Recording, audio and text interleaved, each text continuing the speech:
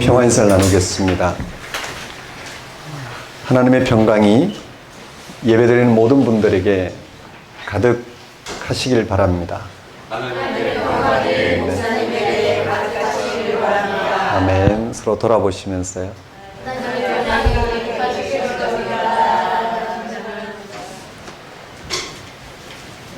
오늘은 오순절 성령 강림절 후 5번째 주일입니다.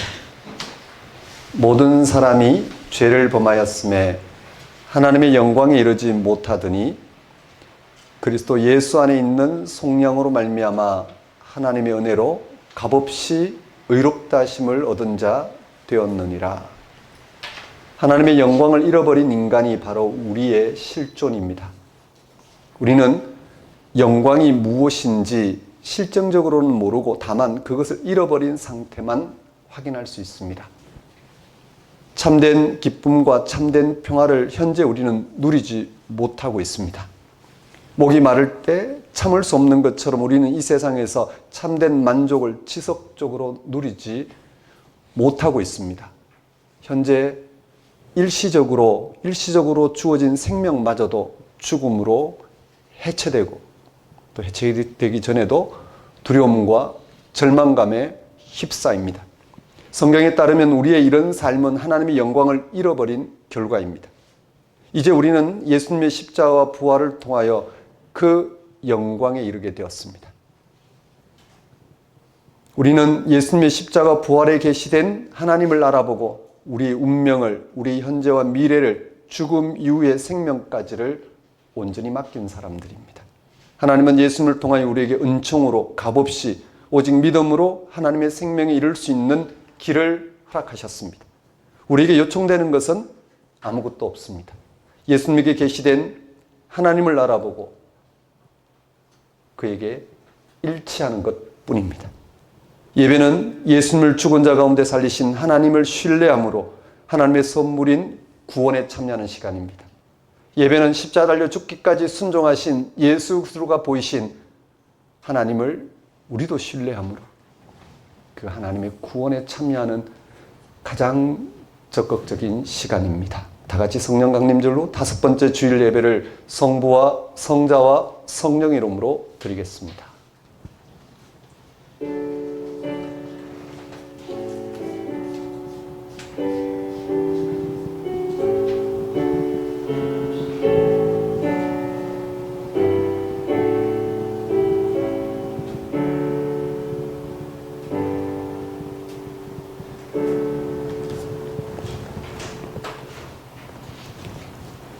오직 우리가 천사들보다 잠시 동안 못하게 하심을 입은 자 곧 죽음의 고난을 받으심으로 말미암아 영광과 존귀로 관을 쓰신 예수를 보니 이를 행하심은 하나님의 은혜로 말미암아 모든 사람을 위하여 죽음을 맛보려 하심이라. 그러므로 만물이 그를 위하고 또한 그로 말미암으니가 많은 아들들을 이끌어 영광에 들어가시는 일에 그들의 구원의 창시자를 고난을 통하여 온전하게 하심이 합당하도다. 거룩하게 하시는 이와 거룩하게 함을 입은 자들이 다 한 근원에서 난지라. 그러므로 형제라 부르시기를 부끄러워하지 아니하시고 자녀들은 혈과 육에 속하였음에 그도 또한 같은 모양으로 혈과 육을 함께 지니심은 죽음을 통하여 죽음의 세력을 잡은 자 곧 마귀를 멸하시며 또 죽기를 무서워함으로 한평생 매여 종노릇하는 모든 자들을 놓아주려 하심이니 이는 확실히 천사들을 붙들어 주려 하심이 아니요 오직 아브라함의 자손을 붙들어 주려 하심이라. 그가 범사의 형제들과 같이 되심이 마땅하도다.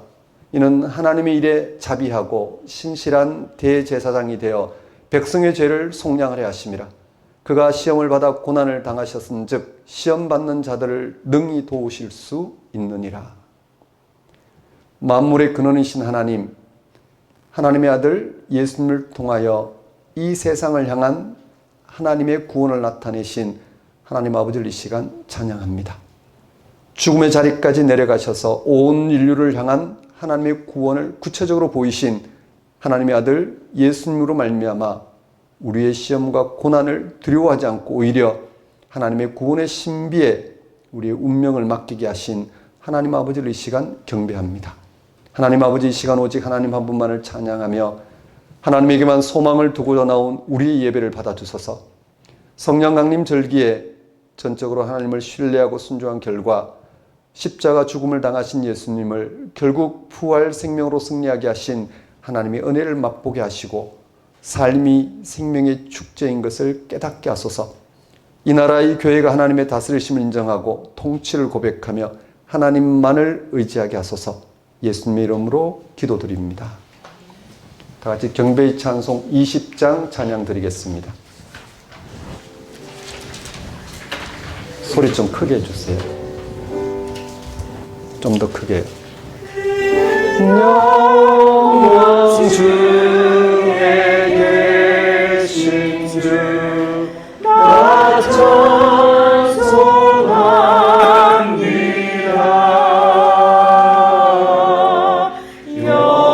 영원히 계신 주의 이름 나 찬송합니다.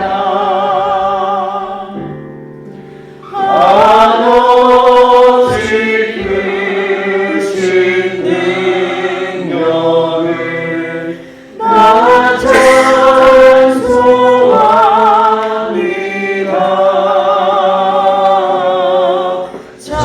참되고 믿음 그 언약 나 찬송합니다. 온 천지 창조하시던 그 말씀 위에서 영원히 변치 않는 줄 나 믿사옵니다.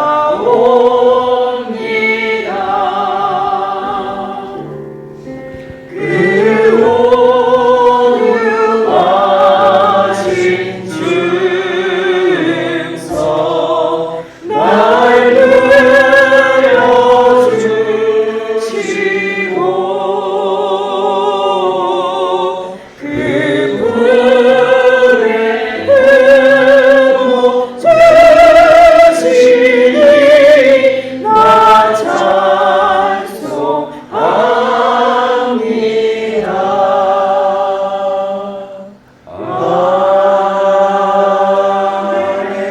아멘.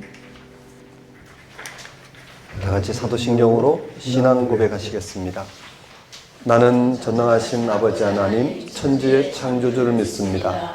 나는 그의 유일하신 아들 우리 주 예수 그리스도를 믿습니다. 그는 성령으로 잉태되어 동정녀 마리아에게서 나시고 본디오 빌라도에게 고난을 받아 십자가에 못 박혀 죽으시고 장사된 지 사흘 만에 죽은 자 가운데서 다시 살아나셨으며 하늘에 오르시어 전능하신 아버지 하나님 편에 앉아 계시다가 거기로부터 살아있는 자와 죽은 자를 심판하러 오십니다.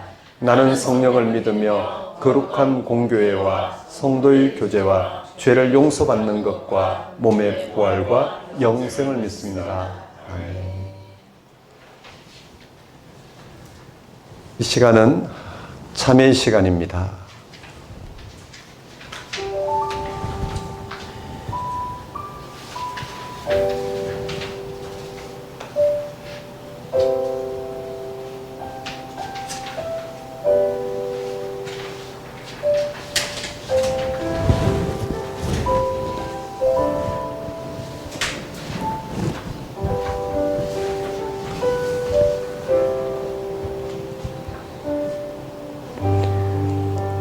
사도 바울은 복음을 다음과 같이 전합니다. 십자가에 못 박힌 그리스도가 오직 부르심을 받은 자들에게는 하나님의 능력이요 하나님의 지혜니라. 십자가에 못 박힌 그리스도가 하나님의 능력이고 지혜라는 바울의 진술은 놀랍습니다. 바울이 그렇게 주장할 수 있는 근거가 무엇일까요? 십자가에 못 박힌 그리스도가 왜 하나님의 능력이고 지혜일까요? 세상 사람들이 생각하는 능력과 지혜가 과연 우리를 구원하는지, 또는 우리를 행복하는지를 먼저 생각해야 합니다. 바울은 이미 그걸 뚫어보았기에 과감한 발언을 할 수 있었습니다. 세상 사람들이 생각하는 능력은 성공입니다. 부자가 되었다고 해서 행복한 게 아니라는 사실은 너무 진부한 말이긴 하지만 여전히 붙들고 있어야 될 진리입니다. 물질적인 풍요로 인해서 우리의 삶이 상대적으로 편해질 뿐이지 그것이 행복의 절대 조건은 아닙니다. 지혜도 그렇습니다. 그것은 지식인이나 교양인이 되는 수단입니다. 교양과 지식인이 반드시 세상을 정확하게 이해하는 것도 아니고 행복한 것도 아닙니다. 노벨상을 받은 사람이 행복한 게 절대 아닙니다. 세상에 성공하고 지식이 많은 사람, 오늘날 스펙이 높고 연봉을 많이 받는 사람이라고 해도 일출과 일몰의 장엄한 순간을 느끼지 못할 수 있습니다. 자기가 죽는다는 사실을 별로 진지하게 생각하지 못할 수도 있습니다. 그렇다면 그는 행복한 사람도 아닙니다. 구원받은 사람은 더더욱 아닙니다. 그렇다고 해서 반대로 세상에서 실패하고 무식해야만 행복하거나 구원받았다는 게 아닙니다. 구원과 행복은 그런 것과 전혀 차원이 다르다는 뜻입니다.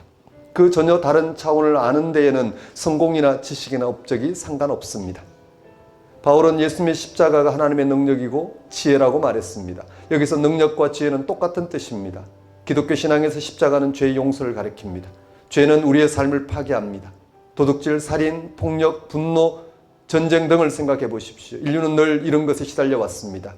그래서 그것을 해결해 보려고 많은 노력을 했습니다. 윤리와 도덕 명제들이 생겼습니다. 거기에 철학도 포함됩니다. 앞에서 언급한 세상 사람들이 생각하는 능력과 지혜가 다 이런 시도들입니다. 이런 것으로 인간의 죄가 해결되지 못했습니다. 이런 인류의 역사는 지금 또 반복되고 있습니다. 바울은 예수님의 십자가가 죄 용서의 유일한 길이라고 봤습니다. 그 십자가는 인간에게 어떤 형통을, 어떤 행동을 요구하는 게 아니라 믿음만을 요구합니다. 사람은 착하게 살고 인격적으로 산다고 해서 그것은 인류 역사에서 계속해서 강조된 것인데 죄에서 자유로워지지 않습니다. 하나님은 예수 그리스도의 십자가 죽음을 통해서 우리가 용서받는 길을 열어주셨습니다. 예수님의 십자가를 또는 십자가에 못 박힌 예수를 믿음으로 인간은 이제 하나님으로부터 의로워졌다는 인정을 받을 수 있게 되었습니다. 죄로부터의 해방이 일어났습니다. 이것보다 더 큰 일은 우리에게 없습니다. 이것이야말로 하나님의 능력입니다. 왜냐하면 이를 통해서 우리가 죽음이 극복되는 구원을 받기 때문입니다. 하나님의 능력을 말할 때 전제되는 사건이 있습니다. 그것은 예수님의 부활입니다. 십자가에 못 박혔던 예수님을 하나님이 살리셨습니다. 부활은 생명 완성입니다. 그것은 세상 사람들이 생각하는 능력과 지혜로 생산해낼 수 없습니다. 무에서 세상을 창조한 하나님만이 행할 수 있는 생명 사건입니다. 이로 인해서 죄의 결과인 죽음은 극복되었습니다. 부활의 승리 앞에서 예수님이 당한 십자가의 죽음은 더 이상 끄리낌의 대상도 아니고 미련한 것도 아닙니다. 오히려 우리를 살리는 하나님의 능력입니다. 우리의 삶에서 이것보다 더 소중하거나 더 결정적인 것은 없습니다. 사랑하는 성도 여러분, 십자가에 못 박힌 예수님이 하나님의 능력이며 하나님의 지혜란 사실을 잊지 말고 거기에 집중해 보십시오. 기독교인은 거기서만 삶의 능력을 얻을 수 있습니다. 십자가 달려 죽기까지 죽음에서 우리를 건질 하나님과 온전히 일치하신 그 예수를 통해서 우리를 죽음이 극복되는 생명으로 인도할 하나님을 알아볼 수 있고 비로소 그 하나님께 우리의 영혼을 맡길 수 있고 그런 우리를 하나님이 영이 함께 하셔서 하나님만이 행할 수 있는 죽음이 극복되는 생명을 우리의 생명으로 인쳐주시는 이 놀라운 사건,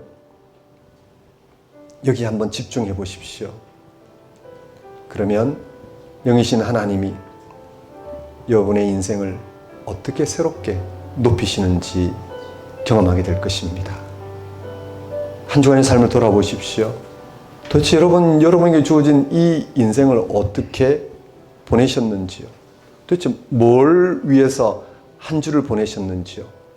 그 안에서 여러분이 누리신 삶은 도대체 어떤 미래를 소망하게 하시는지요? 분명한 것은 십자가 달리신 예수를 통해서 우리 기독교인들은 하나님이 우리를 죽음에서 구원하신 유일한 분이시라는 사실을 확인하였습니다. 그 하나님과 연합하는 것, 그 하나님과 연합하여 하나님만 행할 수 있는 죽음이 극복되는 생명을 우리의 생명으로 맛보는 것, 이것만이 우리에게 주어진 땅의 삶을 충만하게 한 길이라는 사실, 여기에 일치하여 하나님이 우리에게 그 은혜를 베푸실 수 있도록 회개와 간구를 드리도록 하겠습니다.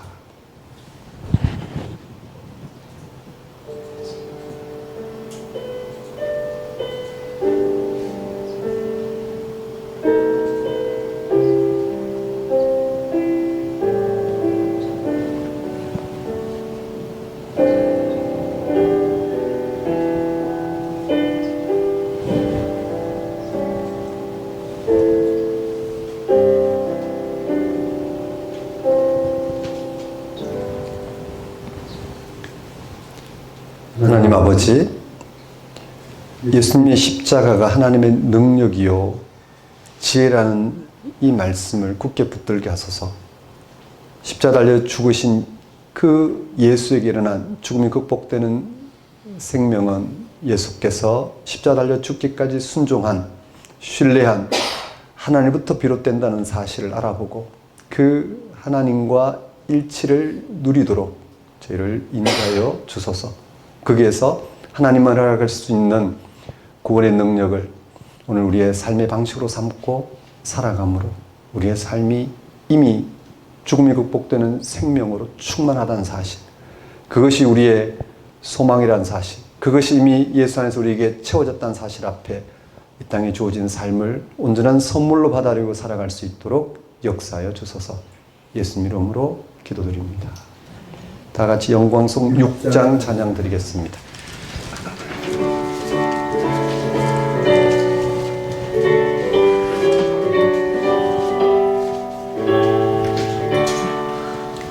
목소리 높여서 주 찬양하여라. 영광과 권세와 존귀와 위엄을 온누리 다스리시는 하나님 함께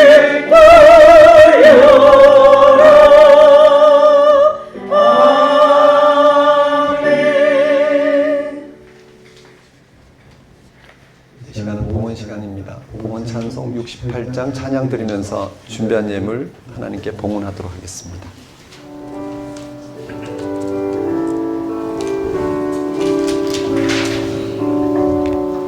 오 하나님 우리의 창조 주신 내 주님께 귀한 것 드립니다. 내 주님께 난 엎드려 경배드리며 내 주의 이름 높이 찬양하네. 오 하나님 우리의 대주 되시며 큰 풍랑이 때도 도우셨네. 죽음에서 우리를 구하셨으니 내 주의 이름 높이 찬양하네. 주 하나님 이름을 함께 높이며 대주님께 영광을 돌리오리. 그 능력이 우리를 지켜주시니 주 하나님을 높이 찬양하네. 아멘.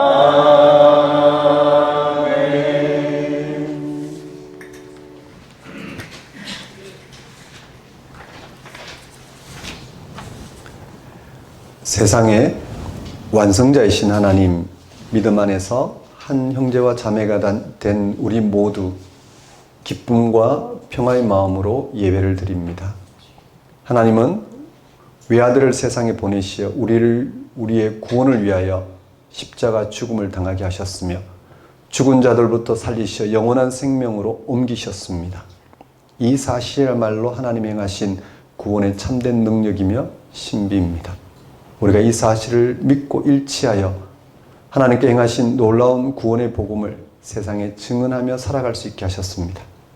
온갖 어려움과 위협과 불안과 유혹에도 불구하고 그것이 바로 예수 그리스도를 통해서 죄와 죽음에서 해방된 사람들이 마땅히 기쁨으로 가야 할 길임을 알게 하셨습니다. 이런 길을 흔들리지 않고 걸어갈 수 있도록 우리에게 복음을 통하여 하나님의 구원의 신비에 더욱 생생하게 참여하게 하시어 고난의 현실을 기쁨으로 감당할 수 있도록 날마다 우리를 불러주시니 우리가 어찌 하나님께 감사 영광을 돌리지 않을 수 있겠습니까? 이러한 하나님의 다스림 가운데 살아가게 하신 하나님의 크신 은혜를 이 시간 고백합니다. 우리의 모든 필요를 채우신 하나님께 감사와 영광을 돌리는 것은 우리의 마땅히 행할 바이며 또한 지극한 기쁨임을 알고 하나님 앞에 들고 나온 우리의 예배와 헌신을 받아주소서. 우리로 생명의 주 앞에 그 신비 앞에 그 약속한 미래 앞에 다만 순종하는 삶을 살게 하소서. 예수님의 이름으로 기도드립니다. 네, 교회 소식을 전하겠습니다. 작은 교회 여러분 안녕하십니까? 현재 우리는 작은 교회로 살아가고 있습니다. 작은 교회는 성경이 전하는 복음을 실제로 알아보고 그 복음에서 제시하고 있는 대로 영이신 하나님이 십자가를 신 예수를 통해서 우리와 함께 하신다는 사실에 우리의 운명을 맡기고 살아가고자 하는 신앙인들을 가리킵니다. 성경이 증언하는 복음은 살아계신 삼위일체 하나님의 구원의 역사를 가리킵니다. 성경이 그걸 대신할 수 없고 그걸 증언한 사도들도 대신할 수 없고 또 그것을 선포하는 이 시대의 일꾼들이 대신할 수 없는 2000년 전 십자가 달려 죽으신 예수를 통해서 드러난 종말로부터 우리 가운데 이루어질 창세부터 하나님께 약속하신 그 구원을 실질적으로 이루어 가시는 영이신 하나님에서 이루어지는 구원 사건, 그것을 우리가 알아보고 일치해서 거기에 참여하게 되는 그런 삶을 살고자 하는 이들이 바로 우리 작은 교회입니다. 그러기 위해서 우리는 오직 복음 그 자체에 집중해 보고자 합니다. 그 길이 우리에게는 좁은 길이지만 그러나 복음 자체에 집중함으로써 영이신 하나님이 십자가 달리신 예수를 통해서 우리와 함께 하시는, 즉 십자가 달려 죽으신 예수를 죽음이 극복되는 생명으로 인도하신 그 하나님이 우리와 함께 하신다는 사실에 눈을 뜨고 일치함으로 우리에게 그 하나님을 알게 하심으로써 하나님만 행할 수 있는 그 구원을 우리의 생명 방식, 삶의 방식으로 삼게 하시는 이 한 가지에 우리는 이 한 가지를 우리는 맛보고자 합니다.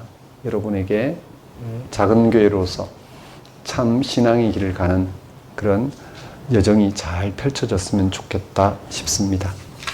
그래서 우리는 일주일에 한 번씩 실제로 성경 공부를 통해 성경이 증언하고 있는 그 복음 사건 그 자체에 우리의 운명을 맡기고자 하는 그런 시간을 갖습니다. 그래서 주일 저녁 작은 교회는 주일 저녁 8시, 10시 바울 서신 중에 이번 주부터 빌립보서 공부가 시작이 됩니다.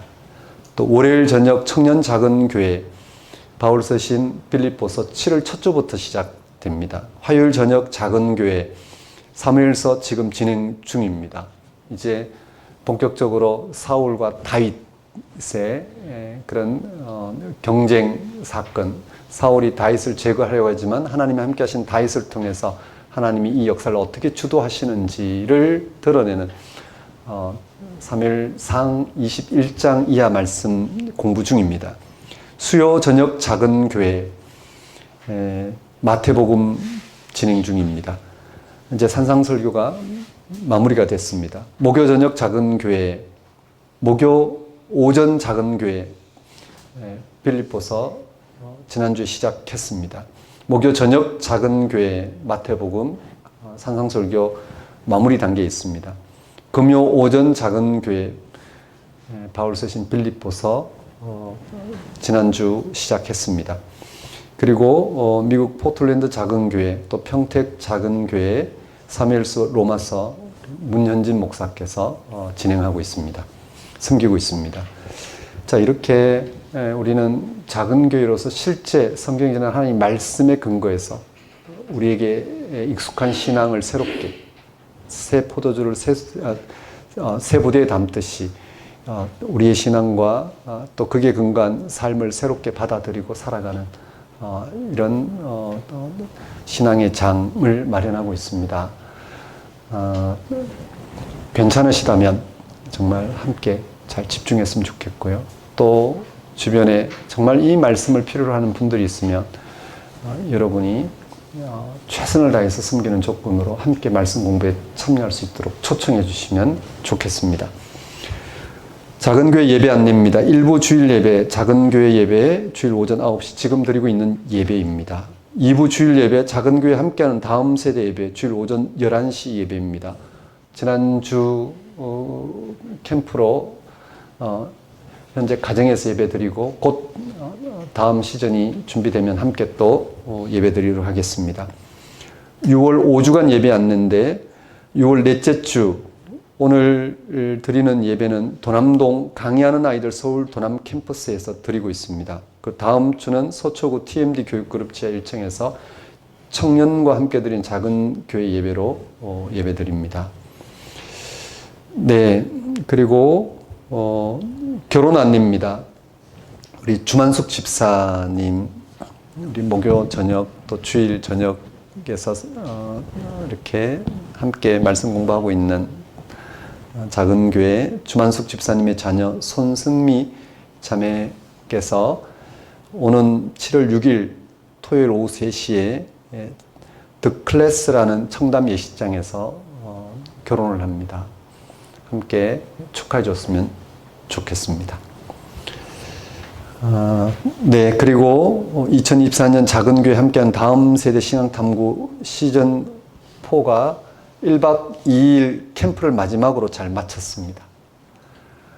1박 2일 캠프는 작은 교회와 다음 세대, 작은 교회에서 헌신한 가이드님들이 다음 세대와 신앙 탐구 과정, 매주 정해진 대로 신앙 탐구 과정을 마치고 그리고 1박 2일 함께 하면서 아이들이 신앙 탐구한 그 하나님에 대한 그 하나님, 신앙 탐구를 통해서 소통한 하나님을 알아본 하나님을 자신의 하나님으로 받아들이는 그런 전환점, 계기로 삼고 있습니다.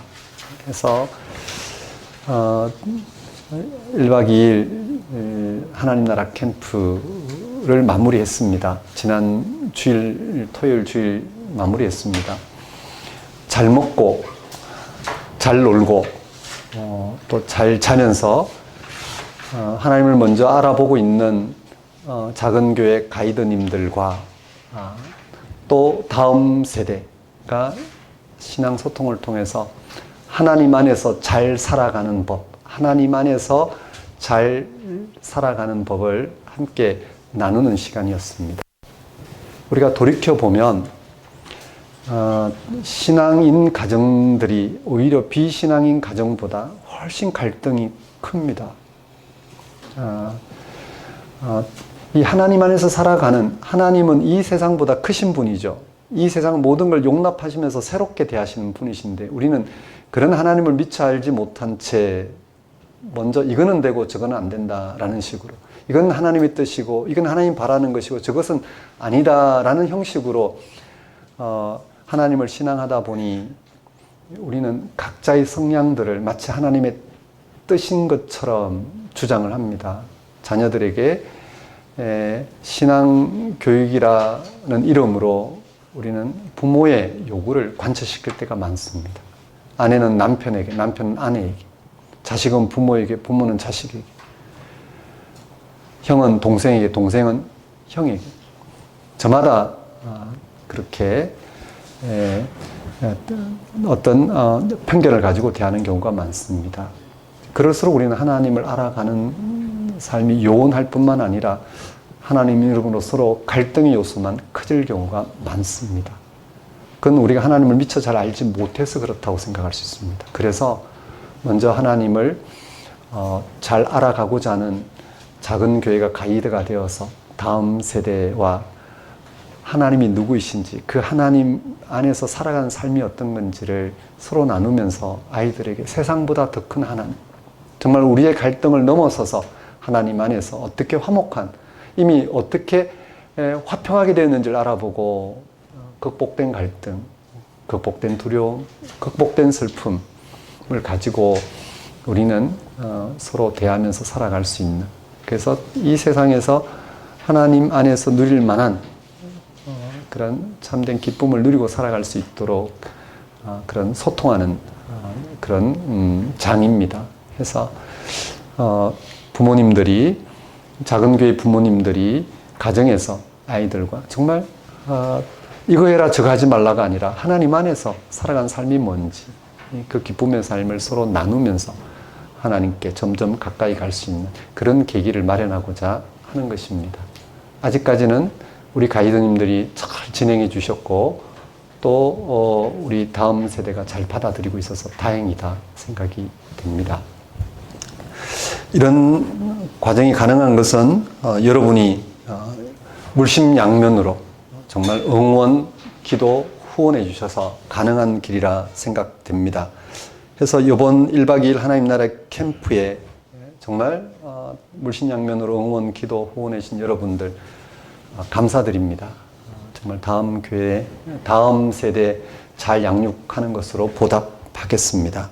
거기에 결산 보고 있습니다. 주보를 참고하시면 될 것 같습니다. 잠깐 기도하겠습니다. 하나님 아버지, 복음 안에서 작은 교회와 다음 세대가 정말 하나님 안에서 어떻게 사는 것이 바른 삶인지를 서로 알아보고 나눌 수 있는 이 소통의 장을 위해 작은 교회가 헌신한 그 손길을 위해 하나님의 크신 은혜를 더하여 주옵소서. 영이신 하나님이 함께 하시는 삶을 알아보는 것으로 그 영혼을, 그 손길을 충만하게 채워 주옵소서. 예수님 이름으로 기도드립니다. 네, 그럼 오늘 우리에게 주신 하나님 말씀 보겠습니다. 하나님 말씀은 빌립보서 2장 5절에서 11절까지 말씀입니다. 우리가 빌립보서 공부를 들어가면서 빌립보서에서 바울이 권면하고 또 전하고 있는 복음의 실체가 무엇인지 이 빌립보서에서 전하고 있는 그 핵심 단락을 가지고 오늘 설교를 하고자 합니다. 오늘 우리에게 주신 말씀은 빌립보서 2장 5절에서 11절까지 말씀입니다. 제가 받들어 봉독하겠습니다.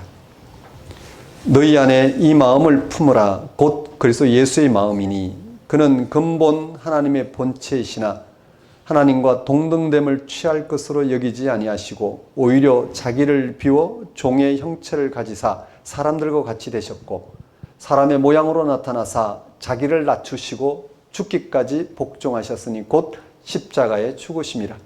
이러므로 하나님이 그를 지극히 높여 모든 이름 위에 뛰어난 이름을 주사 하늘에 있는 자들과 땅에 있는 자들과 땅 아래 있는 자들로 모든 무릎을 예수의 이름에 꿇게 하시고 모든 입으로 예수 그리스도를 주라 시인하여 하나님 아버지께 영광을 돌리게 하셨느니라. 하나님 아버지, 오늘 선포되는 말씀을 통하여 예수 그리스도를 통한 하나님의 구원 사건이 왜 복음인지, 왜 우리를 구원할 만한 하나님의 능력이 되는지 깊이 알아보고 깨닫고 일치할 수 있도록 인도하여 주옵소서. 예수님 이름으로 기도드립니다. 네, 오늘 설교 본문은 빌립보서 2장 5절에서 11절까지 말씀이고 제목은 본문을 일부 인용해서 그리스도 예수의 마음을 가지라입니다. 오늘 설교 본문이 들어있는 빌립보서는 감옥에 갇혀 있는 사도 바울이 빌립보 교회에 쓴 옥중 서신입니다. 사도행전에 의하면 빌립보 교회는 사도 바울의 2차 복음 전파 여행 때 세워졌습니다.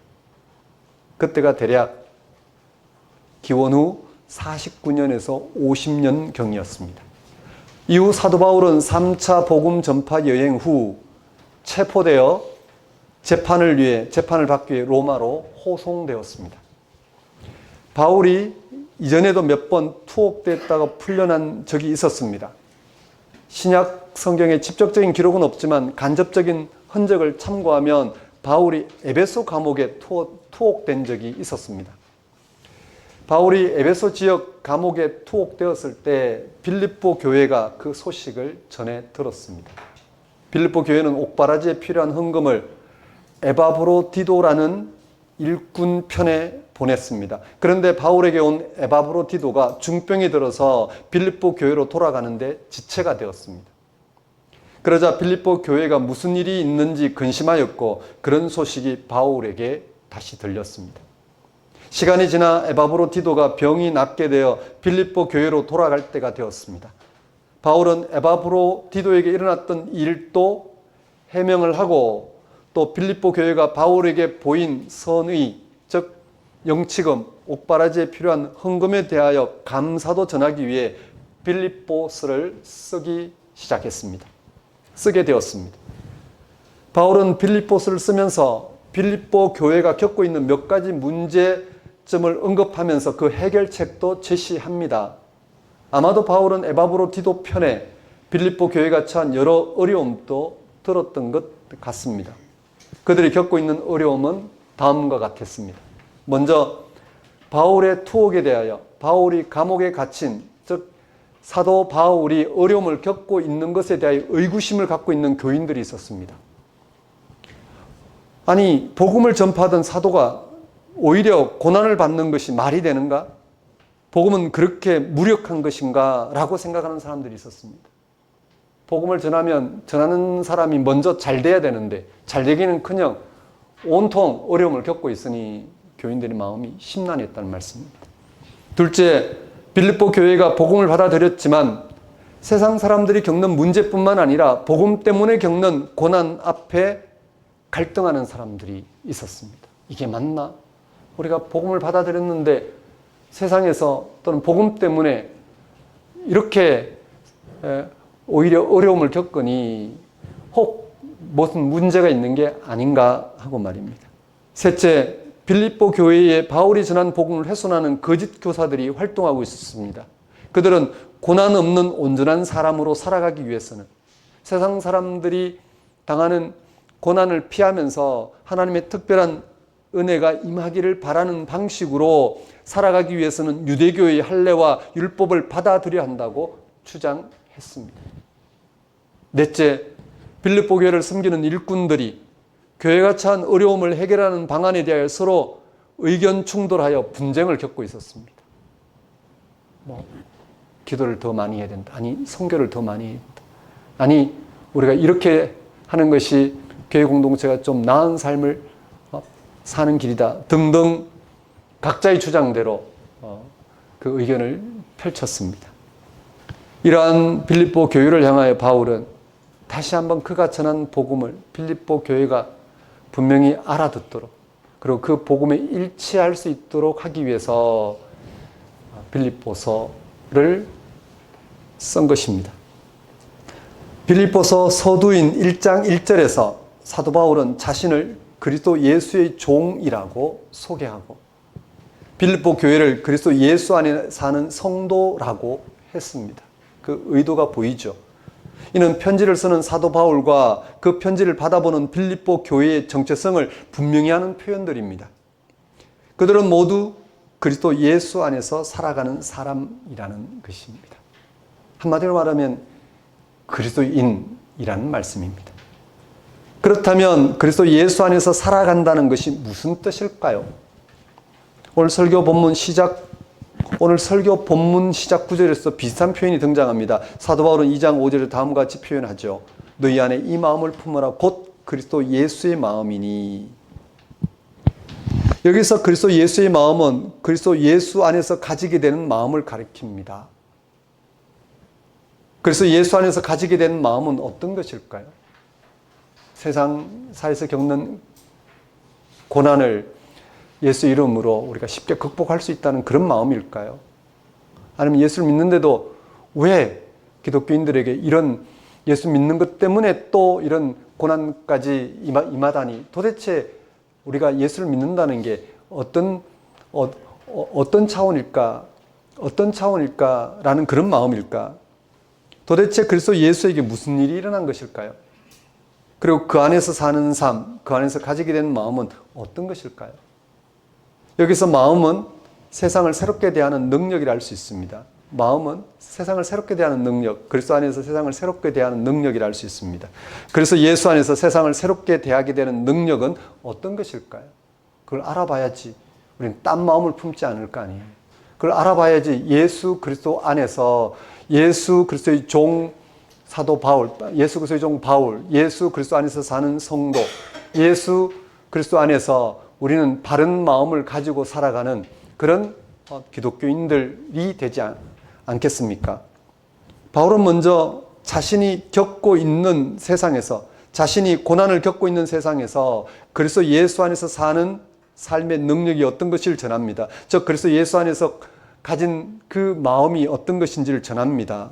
그는 빌립보서 1장 21절, 오늘 본문 앞에 나오는 빌립보서 1장 21절에서 다음과 같이 고백했습니다.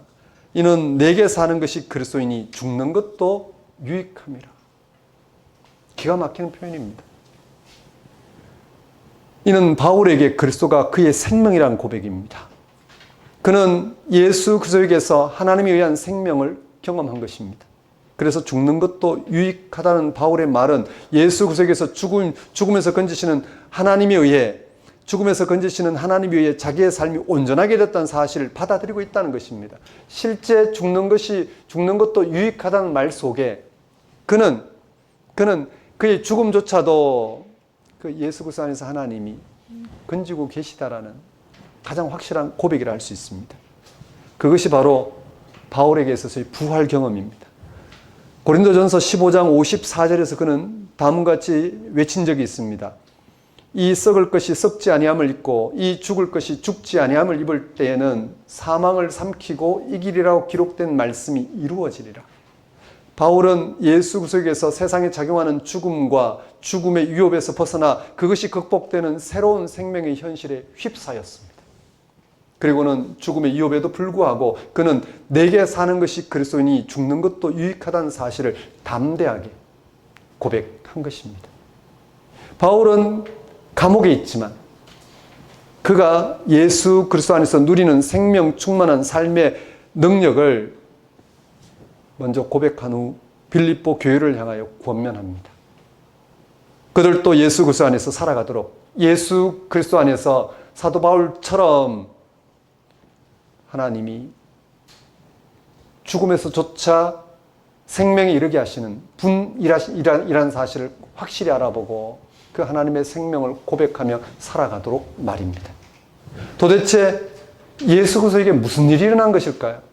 도대체 무슨 일이 일어난 것이기에 바울은 죽는 것도 유익하다 할 수 있을까?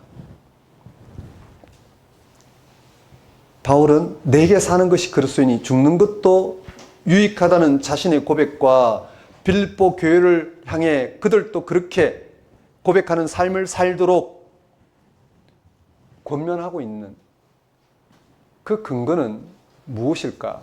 그 근거를 바울은 빌립보서 오늘 설교 본문 2장 6절에서 11절에 2장 6절에서 11절에 어떤 특별한 형태로 제시하고 있습니다. 이 본문은 예수 그리스도라는 사건을 우리 사도신경처럼 찬양의 형식으로 진술하고 있습니다. 찬양의 형식으로 진술하고 있습니다. 초기 기독교가 너무나도 잘 알고 있는 예수가 누구시냐 했을 때 누구나 다 확실하게 이 노래를 제시한 것처럼 바울이 그 형식을 그대로 우리에게 전해주고 있습니다. 오늘 본문은 크게 보면 두 단락으로 구성되어 있습니다. 첫 번째는 6절에서 7절로 예수 그리스도가 십자가 달려 죽기까지 하나님께 순종했다는 것이고, 두 번째는 9절에서 11절로서 하나님이 예수를 지극히 높은 자리로 올리셔서 모든 자들로 하여금 예수 이름에 무릎을 꿇게 했다는 것입니다. 첫 번째 단락 2장 6절에서 8절 말씀을 보십시오. 그 내용은 다음과 같습니다. 예수 그리스도는 본질적으로 하나님과 동일한 존재이지만 자기를 비워 사람이 되셨다는 것이고, 더 나아가 사람이신 예수님이 자기를 더 낮춰서 십자가 죽기까지 하나님께 순종했다는 것입니다. 이 말씀을 잘 새겨들어야 됩니다. 우리를 대신하여 하나님과 온전히 일치하셨다는 말씀입니다. 하나님이 우리를 대신하여 우리가 똑같은 육신의 몸을 입고 하나님 자신과 일치하셨다는 말씀입니다. 뭘 위해서요? 우리의 죽음에서 건지시는 하나님을 알아보게 하기 위해서요.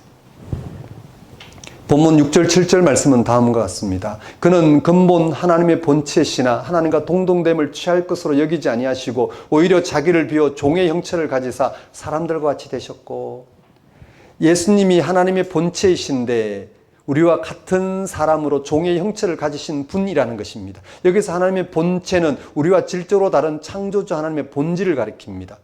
그것은 세상을 창조하시고 다스리고 완성하신 하나님 나라 또는 생명의 능력이라 할 수 있습니다.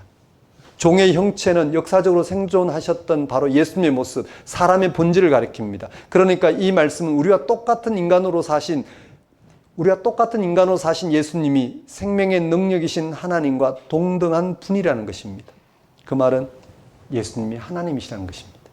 이는 예수님이 참 인간이면서 참 하나님이라는 말씀입니다. 즉 참 인간으로서 하나님과 온전히 연합된 존재라는 말씀입니다.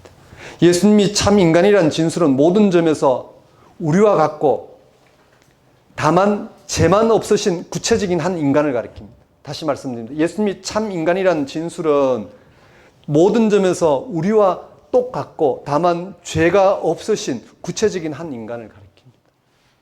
우리에게서는 찾을 수가 없습니다. 우리는 이미 그런 참 인간의 형체를 잃어버렸기 때문입니다. 예수님이 죄가 없으신 한 인간이라는 말은 하나님과 분리되지 않은 유일한 인간임을 가리킵니다. 지금까지 모든 인류는 하나님과 단절로 인하여 죽음으로 끝나는 삶을 살게 하는 죄 가운데 살아가는 중입니다. 예수님은 우리 인간처럼 여자에게 낳습니다.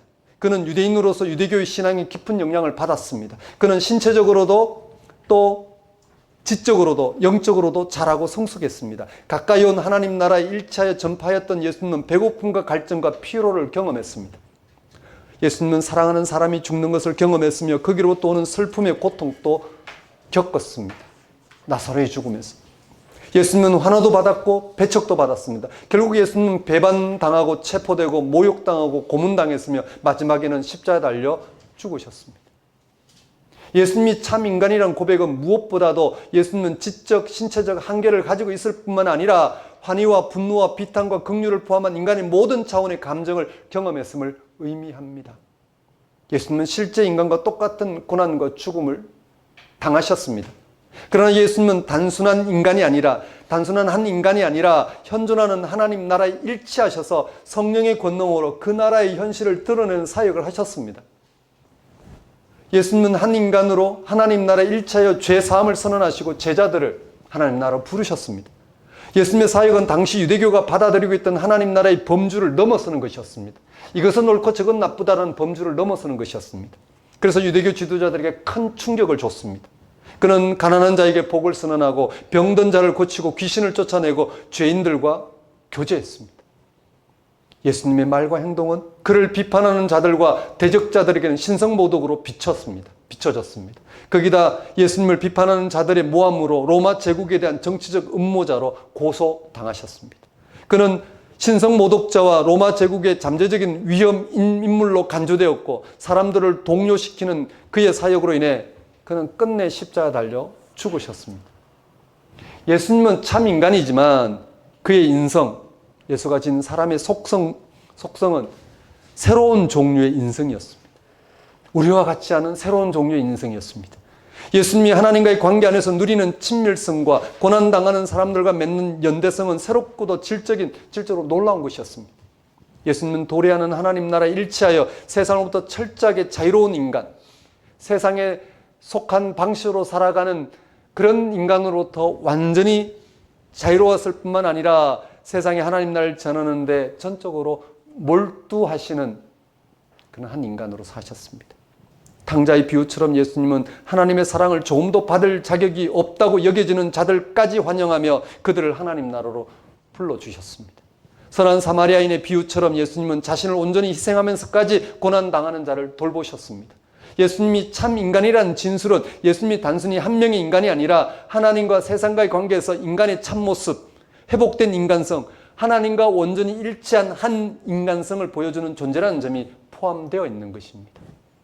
예수님이 하나님과 일치한 참 인간이라는 고백은 인간의 구원이, 인간의 가능성이 있는 것이 아니라 전적으로 하나님으로부터만 가능하다는 것을 의미합니다. 예수님은 단 한순간 또 인간의 가능성에 의존하지 않았습니다.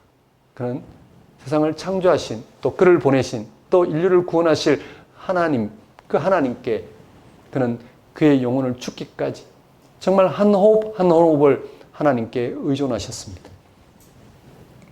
예수님은 자기를 포함한 온 세상의 구원이 하나님 나라가 이루어지는 데 있다는 사실에 일치하여 그 나라를 전하는 일에 모든 것을 걸었습니다.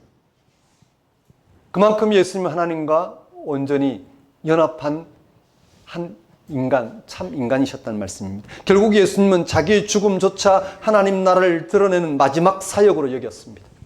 이 사실을 바울은 8절에서 다음과 같이 전합니다.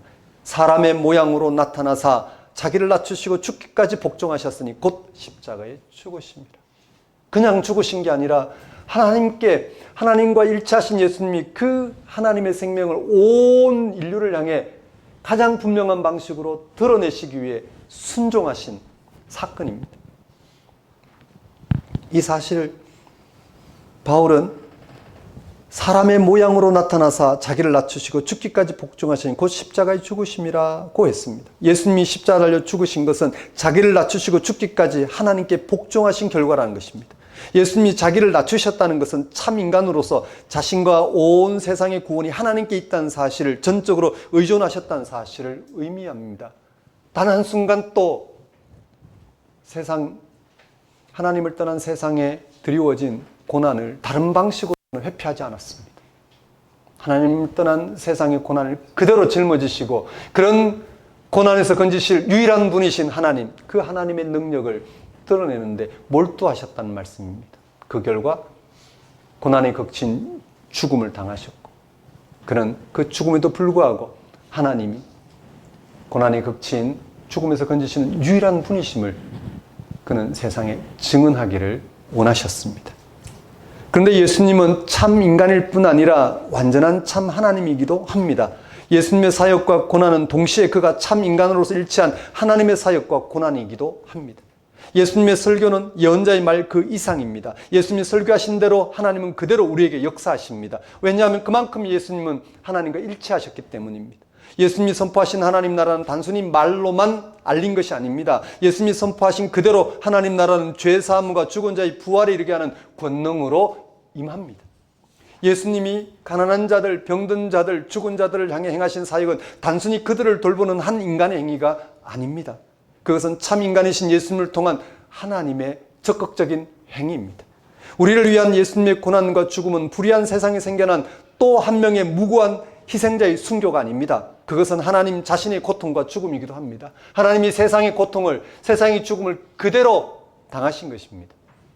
하나님은 고난과 죽음을 자신의 것으로 받아들이시고 우리의 구원을 위해 그것을 극복하십니다. 아니, 그것을 극복할 수 있는 유일한 분이 하나님이시기 때문에 그걸 받아들이신 것입니다.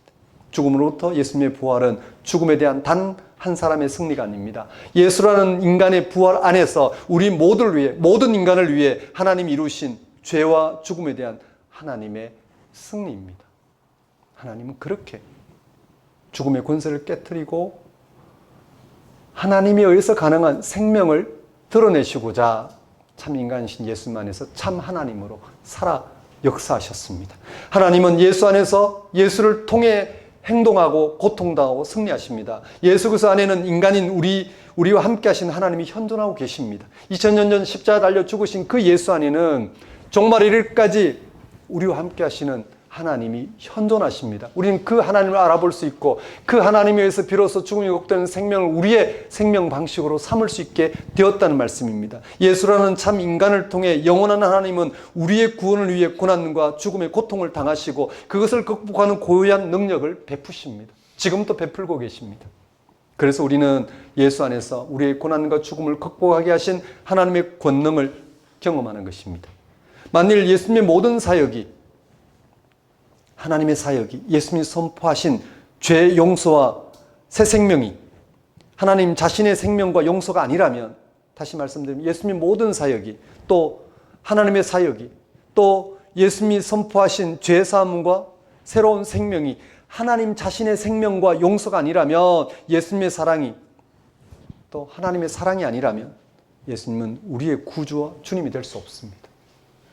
예수님 보이신 모든 사역, 하나님의 사역, 예수님 보이신 죄 용서와 생명을 선언하신 모든 사건, 그것이 예수님과 함께 하신 하나님의 사역이 아니라면 우리가 예수님을 통해서 고백하는 그 모든 내용들은 무효일 것입니다. 다른 말로 말씀드리면 예수님이 행하신 모든 사역은 예수님과 일치하신 하나님의 사역, 하나님이 받아들이시고 그걸 극복할 수 있는 그 능력을 베푸신 하나님의 사역이었다는 말씀입니다. 이렇게 십자가 달려 죽기까지 하나님께 복종하신 예수님에게 참 하나님의 고유한 권능이 임하였습니다. 그러나 그 권능은 예수님 한 분에게만 일어난 것이 아니라 그를 통하여 온 세상을 향해 일어난 것입니다. 두 번째 단락인 2장 9절에서 11절은 바로 예수님에게 참 하나님의 고유한 권능이 드러난 사건, 예수님이 참 하나님 되신 사건을 더욱 분명하게 전하고 있습니다. 먼저 9절 말씀을 보십시오. 이름으로 하나님이 그를 지극히 높여 모든 이름 위에 뛰어난 이름을 주사. 여기서 두 가지 사실을 전하고 있습니다. 하나님이 예수 그리스도를 높이셨다는 것이 하나이고, 예수 그리스도에게 모든 이름보다 더 뛰어난 이름을 주셨다는 것이 다른 하나입니다. 이 두 가지는 한 가지 사실을 가리킵니다. 예수님의 지위가 질적으로 새로워졌다는 것입니다. 그가 높임을 받았다는 것은 단순히 공간적인 의미가 아니라 질적으로 새로운 존재로 변화된 것을 말합니다. 타락한 인간이 참 인간으로, 또 우리에게 가려졌던 하나님이 참 하나님으로 드러난 아주 결정적인 사건이라는 것입니다. 그가 높임을 받았다는 것은 단순히 공간적인 의미가 아니라 질적으로 새로운 존재로 변화된 것을 가리킵니다. 이것은 십자가 달려 죽은 예수님이 부활하신 것을 가리킵니다. 예수님의 부활은 하나님의 우편이 가리키는 하나님과 동등된 자리로 높아지셨다는 걸 가리킵니다. 이 말은 예수님의 예수님이 죽음이 극복되는 하나님의 생명으로 변화되셨다는 뜻입니다. 그 하나님의 생명으로의 변화야말로 높임을 받은 것입니다. 이 사건은 종의 형체인 사람의 운명 가운데 사셨지만 죽음까지도 온전하게 다스리시는 하나님께 전적으로 자신을 맡김으로 십자가를 받아들인 결과였습니다. 이로 인하여 예수님은 하늘에 계신 아버지에게 죽기까지 복종하셔서 하나님과 동등된 하나님의 아들, 죽음에서 건지시는 하나님을 계시하신 하나님의 아들, 즉 참 하나님으로 증명되셨습니다. 예수의 이름이 다른 그 어떤 이름보다 더 뛰어나다는 말은 바로 이를 가리킵니다. 높임을 받았다는 게 무슨 뜻인지 조금 더 깊이 생각해 보십시오. 그것은 단지 예수님에게만 해당되는 게 아니라 그를 그리스도로 하나님 아들로 주로 믿는 우리에게도 결정적으로 중요한 내용입니다. 예수 그리스도의 고난에 참여한 우리도 그와 같이 고난과 죽음에서 건지시는 하나님의 권능으로 높임을 받을 것이기 때문입니다. 사람들은 예수님의 고난과 죽음에 참여함으로 높임을 받는다는 것을 잘못 생각하는 경향이 있습니다. 그것을 현재 생명의 확장이나 세상살이의 확장이나 연장 정도로 생각하는 경향이 있습니다. 사람들은 지금의 세상에서 기대하는 방식으로 잘 먹고 잘 사는 방식으로 생각합니다. 그렇지 않습니다. 아무리 잘 먹고 잘 살아도 하나님을 떠난 인간에게 드리워진 고난은 피해갈 길이 없습니다. 그런 방식이라면 우리는 높임을 받을 필요가 없습니다. 즉, 이 자리에서 지상 천국을 만들도록 노력하면 됩니다. 자본주의의 그 극치를 따라가면 됩니다. 성경은 그런 세상을 말하는 게 아닙니다. 예수님은 하나님에 의해 높임을 받으셨습니다. 스스로 높아진 게 아닙니다. 바울은 예수님이 죽기까지 하나님께 복종하심으로 높임을 받았다고 전합니다. 이어서 예수님이 죽기까지 하나님께 복종하심으로 높임을 받으신 결과에 대해 설명합니다. 10절 말씀을 보십시오. 높임을 받은 결과 세상이 어떻게 달라졌는지를 전합니다. 하늘에 있는 자들과 땅에 있는 자들과 땅 아래에 있는 자들로 모든 무릎을 예수 이름에 꿇게 하시고, 당시 사람들은 세상을 세 개의 영역으로 나누어 생각했습니다. 하늘, 땅 아래 말입니다. 하늘에 있는 자들은 천사만이 아니라 그 당시 생사여탈권을 행사하는 절대 권력을 잡은 자들을 가리킵니다. 땅에 있는 자들은 땅 위에서 그런 권력을 잡거나 눈치를 보면서 살아가는 모든 사람들을 가리킵니다. 땅 아래에 있는 자들은 죽음의 권세와 그 아래에 있는 자들, 즉 고난당하고 죽은 자들을 말합니다. 무소불위의 권력을 휘두르는 하늘에 있는 자들이나 그 권력 앞에 눈치 보며 겨우 자기를 지키며 살아가는 땅에 있는 자들이나 결국 죽음의 권세를 이기지 못하고 고난받아 죽어 땅에 묻힌 자들이 그런 모두가 예수의 이름에 무릎을 꿇는다고 찬송한 것입니다. 이는 죽은 자 가운데 부활하신 예수님에게서 지금의 세상을 전적으로 새롭게 하시는 창조주 하나님의 고유한 권능이 드러났기 때문입니다. 세상이 그 무엇을 주장하더라도, 또 세상에 그 어떤 일이, 절망적인 일이 일어나더라도 이미 하나님 안에서 그 모든 것이 극복된 방식으로 이루어지고 있다는 사실이 십자가 달려 죽으신 예수의 부활을 통해서 이미 그것이 드러났습니다. 거기서 고난과 죽음에 처한 세상은 하늘에 있는 자이든 땅에 있는 자이든 땅 아래에 있는 자이든 거기서 건진받는 하나님의 고유한 권능 아래 놓이게 되었기 때문입니다. 11절은 다음과 같이 전합니다. 모든 입으로 예수 그리스도를 주라 시인하여 하나님 아버지께 영광을 돌리게 하셨느니라. 이 구절이 찬송의 결론에 해당합니다. 모든 입은 앞에서 언급한 하늘에 앉은 자, 땅에 앉은 자, 땅에 있는 자, 땅 아래에 있는 자 모두를 가리킵니다. 그들이 예수 그리스도를 주라 시인하게 된다고 합니다. 이건 당연합니다. 십자가 달려 죽기까지 하나님께 복종하신 예수님에게 참 하나님의 고유한 권능이 임하였습니다. 세상과는 달리 우리가 세상을 자랑하거나 아니면 두려워하고 있는 그 모든 것, 그 모든 것들을 극복하게 하는 참 하나님의 권능이 십자가 달리신 예수를 통해서 드러났습니다. 십자가 달려 죽기까지 하나님께 복종하신 예수님에게 참 하나님의 고유한 권능이 임하였습니다. 그러나 그 권능은 예수님 한 분에게만 일어난 것이 아니라 그를 통하여 온 세상을 향해 일어난 것입니다. 예수님은 고난과 죽음에 처한 세상의 구원이 하나님께 있음을 자기 육신의 몸으로 친히 보이셨습니다. 예수님은 인간이 세상에서 주장하고 두려워하는 고난과 죽음을 받아들이고 자신을 오직 하나님께 맡겼습니다.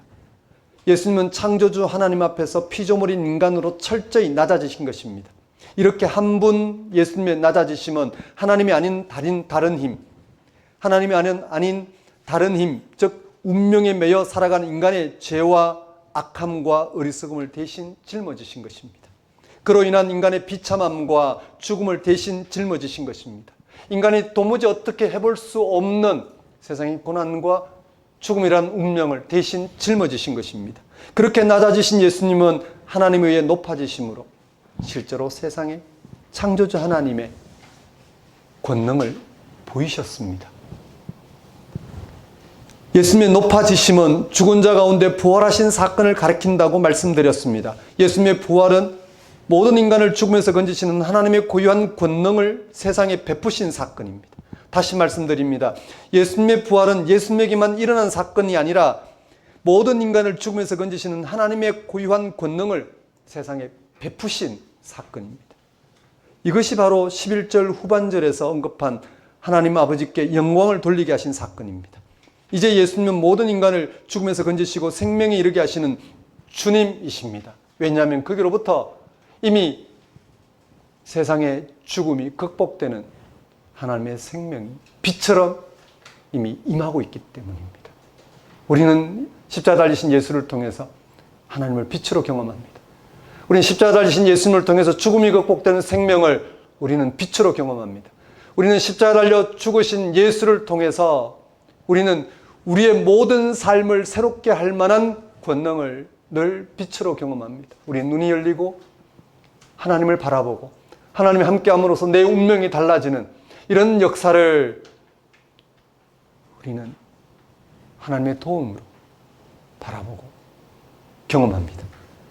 바울을 비롯한 초기독교인들은 십자가에 달려 죽은 예수님에게서 하늘에 있는 자와 땅에 있는 자와 땅 안에 있는 모든 자들이 모두 예수님 앞에 무릎을 꿇고 그를 구원자로 외치는 사건을 경험하였습니다. 아직 세상은 그걸 몰라서 아니면 아직 세상이 그 실체를 알아보지 못해서 무릎을 꿇고 있지 않지만 이미 그들은 무릎을 꿇은 거나 다를 바 없는 그런 하나님의 권능을 십자가 달리신 예수를 통해서 경험하였던 것입니다. 그래서 그들은 죽음 이편에서만 힘을 쓰던 유대교나 로마 제국의 절대 권력을 두려워하지 않을 수 있었습니다. 초대교회의 순교의 역사가 바로 이를 대변해주고 있습니다. 그들은 예수님의 고난에 참여하여 고난과 죽음에 처한 세상을 새롭게 하시는 하나님의 고유한 권능을 경험했습니다. 초기독교인들이 예수님의 고난 속에서 경험한 하나님의 고유한 권능은 그 무엇과 비교할 수 없을 정도로 강렬했습니다. 정말 세상을 새로운 빛 가운데 살아가게 할 만큼 강렬했습니다. 지금의 세상을 전적으로 새롭게 하는 새 창조의 역사로 경험하였습니다. 그래서 그들은 예수님만이 주 키리오스라 찬송할 수 있었습니다. 구약의 선지자들이 유대가 나락으로 떨어지는 천박한 현실에서 하나님의 구원을 노래할 수 있었던 것도 그와 같습니다. 구약의 선지자들이 그들이 절망적인 상황, 이방 제국에 의해서 멸망당하는 절망적인 상황에서도 하나님이 그들을 구원하고 계시다는 사실을 노래했던 그런 하나님의 구원을 십자가 달리신 예수를 통해서 초기독교는 너무나도 분명한 사실로 경험하였던 것입니다. 오늘 우리 기독교인들도 초기독교인들의 이런 찬송에 귀를 기울여야만 합니다. 우리는 그리스도에게 무릎을 꿇어야 할 만한 많은 세력들을 두려워하고 그것들을 부러워하고 있습니다. 우리가 물질적으로 궁핍해지지 않을까 경제적인 힘을 가진 이들의 눈치를 보며 삽니다. 사회에서 고립되지 않을까 해서 이 시대 정신을 추종하기에 정신이 없습니다. 혹 질병이나 사고로 인생이 잘못되지 않을까 두려워합니다. 지금의 생명이 파괴되는 죽음은 두려운 것입니다. 그러나 거기에 매여 전전긍긍하며 사는 것은 이미 생명이 철저히 훼손되고 있는 것입니다. 우리는 죽음이라는 운명 앞에 우리는 절망적인 생각을 하거나 아니면 죽음이라는 두려움에 휩싸여 어떻게 하면 이 세상 살이에 우리는 더 많은 것을 누리며 살까 등등 이 죽음을 극복하지 못한 채 헤아리는 모든 삶은 이미 죽음에 의해서 훼손되는 삶입니다. 교회 안에서도 하나님의 생명을 얻게 하시는 예수 그리스도가 아니라 세속 정신이 왕노릇하고 있습니다. 물론 교회 안에서는 매주일 매일 예수님이 이 세상의 주이며 왕이라고 선포되고 있긴 합니다만 그것은 한낱 공허한 외침에 불과하지 실제로 그렇게 믿거나 확신하지 못하는 경우가 허다합니다. 이는 초기독교인들이 노래한 예수 그리스도의 사건에 실제로 마음을 두지 않기 때문입니다. 바울은 오늘 설교 본문 시작절인 2장 5절에서 너희 안에 이 마음을 품어라 곧 그리스도 예수의 마음이라고 했습니다. 우리는 앞에서 그리스도 예수의 마음은 그리스도 예수 안에서 가지게 되는 마음이라고 했습니다. 그렇습니다. 바울의 권면대로 그리스도 예수에게 일어난 사건에 실제로 마음을 둬야 합니다. 그러면 모든 고난과 죽음에서 건지시는 하나님의 고유한 권능을 빛으로 경험할 것입니다. 죽음이란 절망적인 운명조차 극복되는 거기에서 벗어나게 하는 그것을 환하게 새로운 생명의 현실로 밝히는 빛으로 경험할 것입니다. 예수님에게 일어난 사건에 실제로 여러분의 마음을 한번 일치시켜 보십시오. 예수님의 십자가의 죽음이 어떤 죽음이고 그의 죽음을 통해서 드러난 생명이 어떤 생명이고 그런 생명 가운데 죽음과 생명 가운데 살아 역사하신 하나님이 오늘 우리에게 어떤 분이신지 실제로 마음을 가지고 한번 집중해 보십시오. 그러면 예수님에게 일어난 십자가 달려 죽으신 이 예수님에게 일어난 그 모든 일들이 여러분의 운명을 새롭게 밝혀줄 빛처럼 다가올 것입니다. 그리고 그게 여러분의 영혼을 맡기게 될 것입니다. 거기로부터 하나님이 살아계시다는 사실을 확인함으로써 죽음이 극복되는 생명을 이제 여러분의 생명으로 받아들이고 그 생명을 빼앗기지 않기 위해서 살아가는 것이 여러분의 삶의 방식이 될 것입니다. 그 안에서 여러분 이미 극복된 고난, 극복된 죽음, 이미 여러분에게 선취된 기쁨을 맛보게 할 것입니다. 사랑하는 성도 여러분, 우리가 예수를 믿는다는 것은 그에게 일어나는 일에 우리의 삶을 끌어둔다는 것입니다. 사도 바울은 오늘 설교 본문을 통하여 예수님에게 일어나는 일을 아주 분명한 형태로 전해줍니다. 사도 바울이 전하고 있는 이 말씀에 여러분 귀를 기울여 보십시오. 예수님에게 일어난 사건에 귀를 기울여 보십시오. 그에게서 고난과 죽음에서 건지시는 고유한 권능을 베푸시는 하나님이 현존한다는 사실에 귀를 기울이십시오. 2000년 전 십자가 달려 죽으신 예수님에게서 인류 역사에 참된 소망이 되는 죽음이 극복되는 생명이 일어났다는 사실에 실제로 마음을 둬 보십시오. 그러면 세상살이의 모든 염려와 두려움 그리고 비참함과 죽음에서 자유하게 하시고 하나님의 생명으로 충만한 삶을 살게 하시는 하나님을, 하나님의 고유한 권능을, 하나님의 현존을 경험할 것입니다. 이것이 바로 그리스도 예수 안에서 사는 우리의 신앙입니다. 십자가 달려 죽기까지 하나님께 복종하신 예수님을 지극히 높이심으로 죄와 죽음의 권세를 이기게 하신 하나님의 구원의 역사, 그 구원의 신비를 맛보는 한 주가 되시길 바랍니다. 그 길은 오직 예수 그리스도 사건에 귀를 기울이는 것입니다. 2000년 전 십자가 달려 죽으신 그 예수님에게 하나님이 현존하고 있다는 사실에 귀를 기울이는 것입니다. 그 하나님은 죽을 우리의 운명을 죽음이 극복된 생명으로 건져내시는 분이시라는 사실, 그 하나님을 여러분 경험하게 될 것입니다. 그런 하나님이 함께 하심으로써 말미암는 생명 충만한 삶을 살아가시는 한 주가 되시기를 권면드립니다. 기도하겠습니다. 하나님 아버지, 이 시간 선포된 말씀을 통하여 2000년 전 십자가 달려 죽기까지 하나님께 복종하신 그 예수님에게 우리의 모든 운명이 극복되는 하나님의 생명이 나타났음을 바라보고 그 생명을 알아보고 그 생명의 일치함으로 그 생명을 이루실 하나님이 함께 하시는 삶, 그래서 극복된 고난, 극복된 죽음 앞에서 하나님의 생명을 얻는 선취된 기쁨, 소망으로 살아가는 한 주가 될 수 있도록 역사해 주옵소서. 예수님 이름으로 기도드립니다. 다 같이 일어나셔서 결단의 찬송 455장 찬양 드리겠습니다.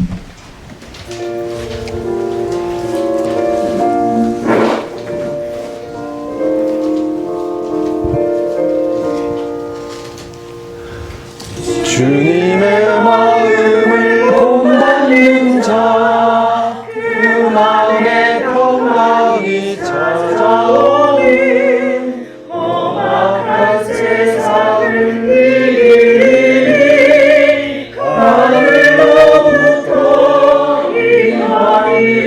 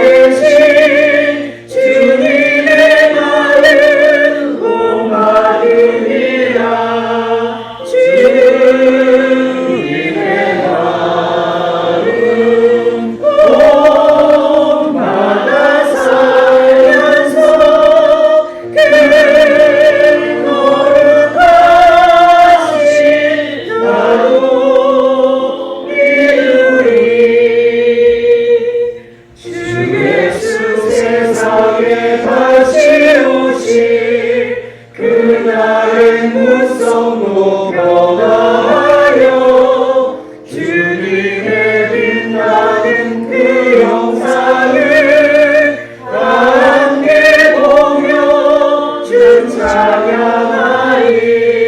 주님의 나름 온받아 살면서 그 거룩하신다고 이루리.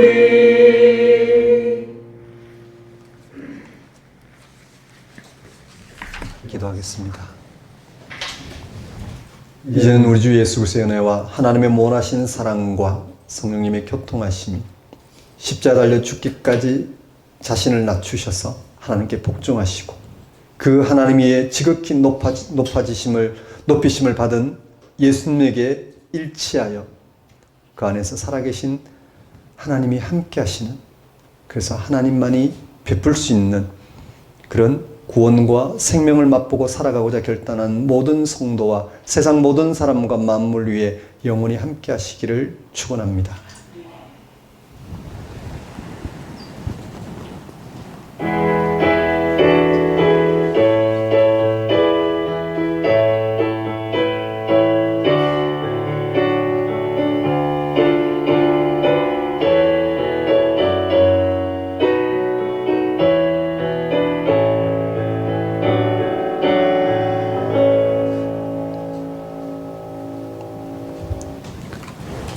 예배를 마치겠습니다.